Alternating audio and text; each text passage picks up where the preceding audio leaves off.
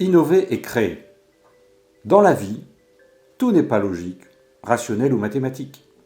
La logique du vivant est complexe, alors le plus souvent les problèmes à résoudre dans le vivant le sont tout aussi complexes.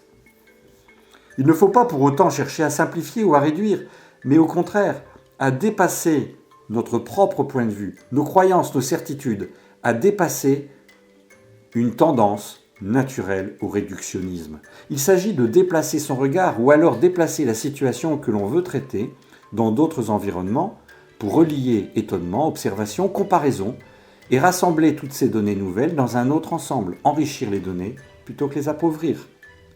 Par exemple, il est possible de disséquer une grenouille, c'est-à-dire de la découper en éléments simples pour mieux la comprendre et apprendre d'elle.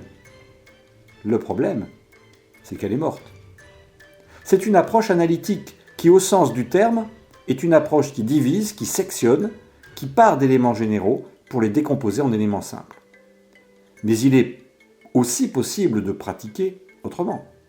Se déplacer très tôt le matin, le soleil est à peine levé, et aller dans les marais observer la grenouille, vivre, se reproduire et se comporter dans son écosystème. Il est aussi possible de déplacer les grenouilles dans d'autres systèmes, pour mieux comprendre et ainsi apprendre de leur propre adaptation. C'est une approche analogique, c'est-à-dire comparative, qui peut être tout aussi différente, intéressante et complémentaire. L'être humain fonctionne par analogie. Attention, dans la résolution de problèmes, ce qui est simple et ce qui est bâti sur des croyances et des certitudes est souvent faux. Et ce qui est complexe est malheureusement souvent inutilisable. Aussi, il est nécessaire de repenser l'action et d'accepter agir avec incertitude et néanmoins bienveillance. Il ne faut pas perdre la complexité pour la résoudre. Méfions-nous des simplificateurs.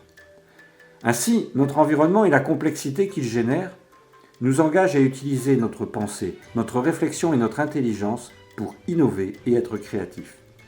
Ce sont deux choses différentes. Pourrions-nous ou serions-nous capables de vivre sans penser, sans oser, sans essayer, sans expérimenter, finalement sans apprendre? Notre réelle capacité d'adaptation se tient dans notre capacité et notre volonté à apprendre. C'est dans cette capacité que réside notre présent et notre avenir.